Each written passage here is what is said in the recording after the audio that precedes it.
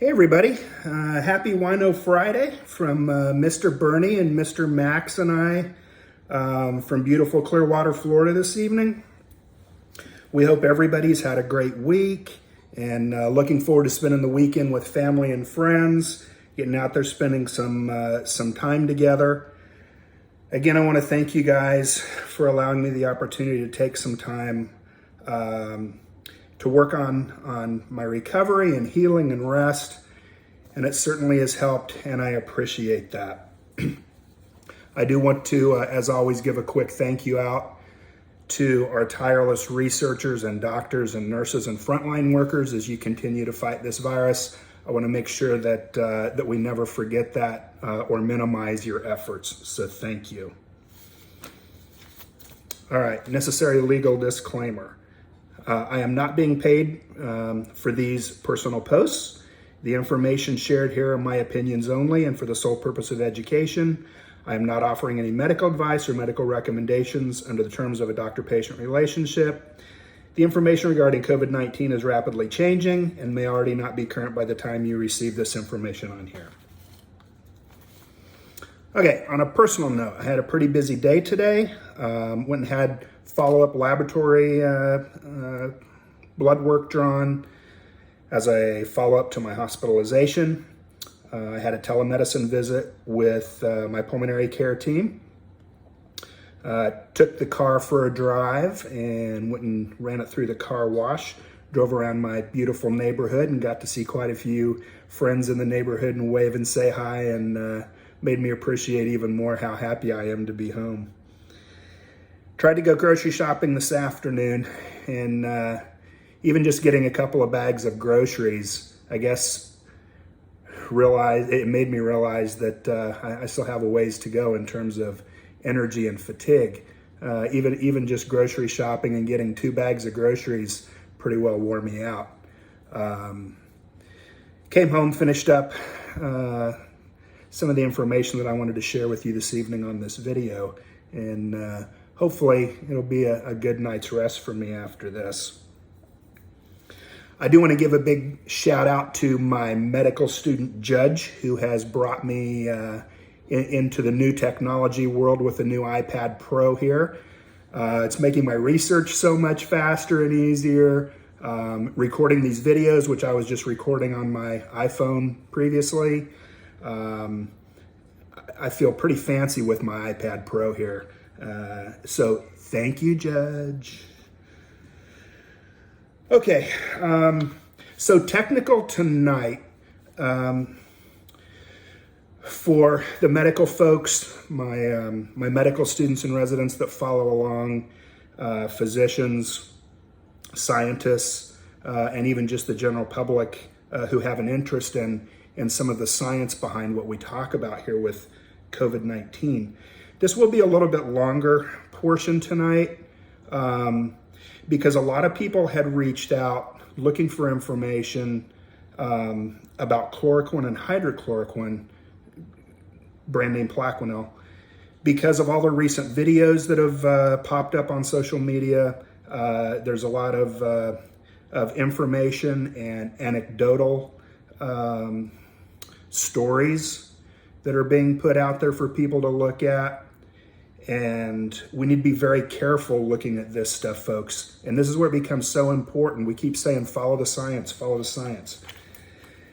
This is where each of us has to take a personal responsibility to research this stuff and find out what is true science here and what is legitimate and what of this is just, generating interest. And unfortunately, there's a lot of information that is not true out there, and it makes it difficult and confusing to sort through that. So I want to do a little bit with you guys tonight. There's volumes of stuff out there, so I'm barely brushing the surface, but there are some things that I think that are important that I want to share with you. And you guys, in your research, if you come across something that you really think is important, or something that adds to our conversation and to our knowledge base here, please feel free to go ahead and post it on our feeds here, because that's one of the purposes of these videos is education. And we need to be sharing with each other the knowledge that we learn as we go along here, because like we've talked about before, with this novel virus, we've got data coming out every single day, and it's so important that we try to stay up to date with this and share with our colleagues and share with our communities what we're learning as we try to fight against COVID. Okay, so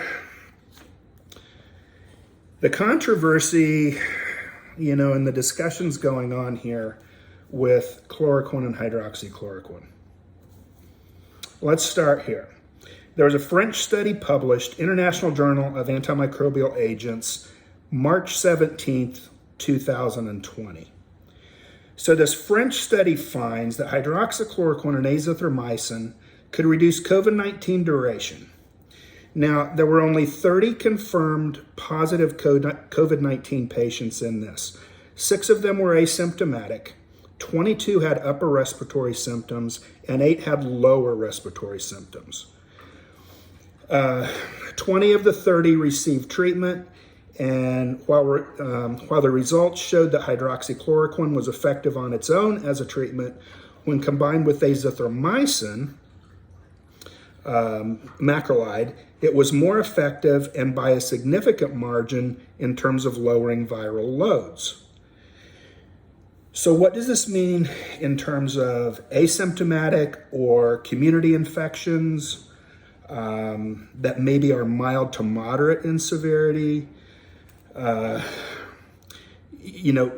These folks that did not require or would not require hospitalization. And what does it mean in terms of pre and post exposure prophylaxis?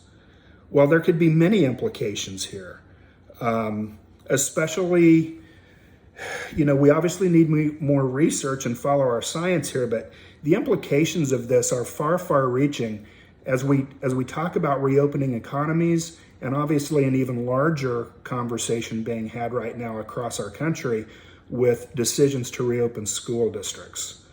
So we need more research, we need more data, but we've got to follow the science, okay? Next thing. There's an NIH study that started May 14th, 2020, and they were evaluating whether hydroxychloroquine and azithromycin can prevent hospitalizations and death from COVID-19.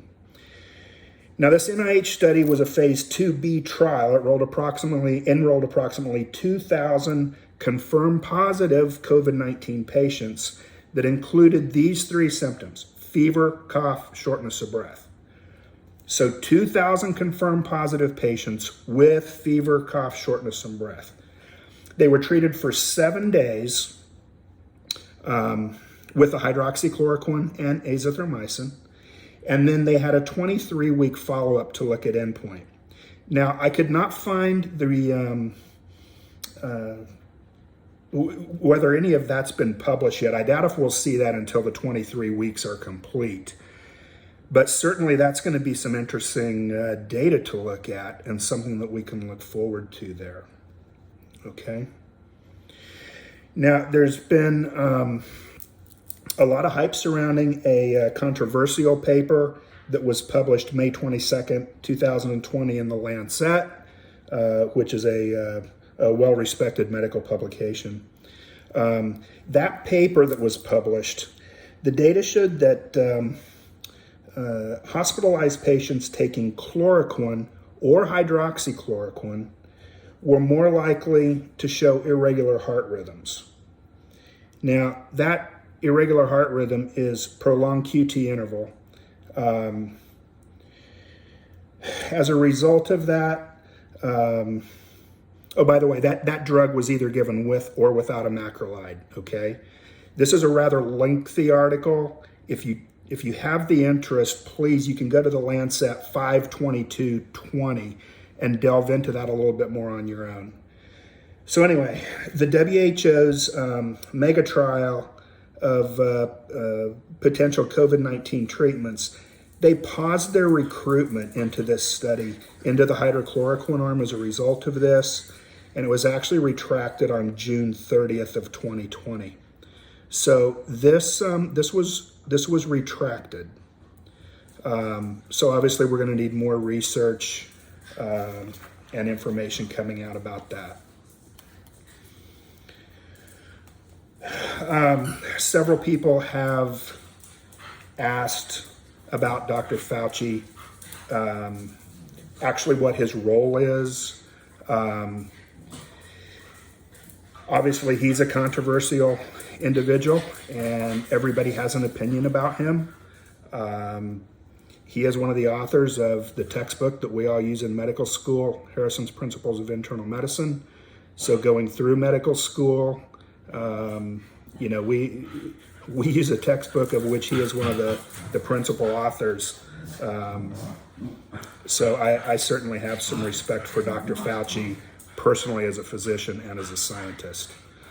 So Dr. Fauci, for those of you who really have not done any background or anything on him, he's been studying viruses since 1984.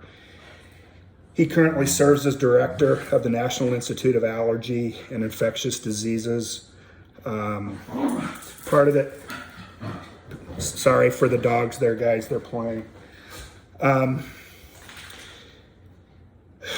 of the controversy, a gentleman by the name of Brian Fisher wrote an op-ed column that appeared online called The Stand, which is the official blog site of the American Family Association. And the title of his op-ed piece was Fauci knew about hydrochloroquine in 2005. Nobody needed to die. That was the title of his op-ed piece. Now, of course, people have picked up on that and jumped all over that. They've made reference to an article, and I just want to bring up some information from that and try to clarify that. And once again, please, please, please do your own research on this, form your own opinion, but I want to bring a couple of points up about this. The article that he's referring to was published online in Virology Journal, August 22nd, 2005, okay? Virology Journal, August 22nd, 2005. And it was the article was titled, Chloroquine is a potent inhibitor of SARS coronavirus infection and spread. Okay, that's the title. Chloroquine is a potent inhibitor of SARS coronavirus infection and spread. Now, when I started to look this up, one thing that was interesting to me right off the bat is that this study was completed in primate cells, not in human cells or human test subjects. So they looked at SARS-CoV antiviral effects, and the inhibitory effects were observed when the cells were treated with chloroquine, either before or after exposure to the virus. Now, this suggests that both prophylactic and therapeutic advantage may exist, okay? Again, this is a primate study, not a human study. So many scientists and researchers who are studying COVID-19 feel that there's something unique about COVID-19. It seems to act differently from what we see with a lot of the regular coronavirus family. And we're not really sure why, but it just doesn't follow the rules that we'd expect to see. It doesn't play very nice. And they're doing a lot of research right now trying to find out why that's the case. So again, we got to follow our science here and rely on our experts who are giving us the best data possible and working so hard to help our communities. There's so much data, even in the last 2 days, guys, when I was just doing quick searches today.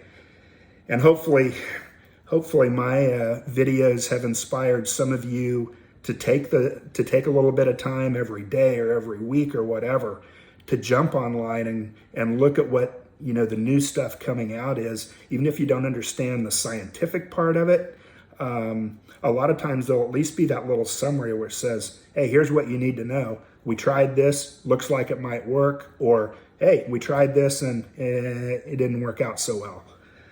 So hopefully you guys do take the initiative to check this stuff out. One cool thing, Clinical of Infectious Diseases published July 24th, 2020. Remdesivir therapy tied to lower mortality in severe COVID-19 infection. So that was very cool information, especially considering I was fortunate enough to receive remdesivir as part of my treatment. And for that, I'm very grateful and have a feeling that that certainly played an important role as to why I'm sitting here enjoying this conversation with you guys on a Friday night, in addition to all of your prayers and support and my amazing care team. So I appreciate all of that very much. So that being said, I do want to say that tonight I will be enjoying lowering my coronary artery disease risk with the amazing chocolates from William Dean Chocolates right here in Bel Air Bluffs, Florida. All of the locals know what I'm talking about. It's our favorite. For those of you who aren't from here, I'll just give you a little eye candy as to what we get to enjoy here regularly. These are a true work of art. They are absolutely amazing. Shout out to the great folks over at William Dean Chocolates for my care package today. What a surprise when I opened my front door. You guys know how to put a smile on my face, so thank you very much. And with that, everybody, it is Friday night. Please stay safe out there this weekend. Enjoy that time with your family and friends. Allow yourselves some time to rest and recuperate. Be kind to yourselves. Be kind to one another. Let's have a great weekend. God bless you all. And I will look forward to chatting with you guys again soon. Have a great weekend, everybody. Thanks for taking time out of your evening to spend some time with me. Appreciate it.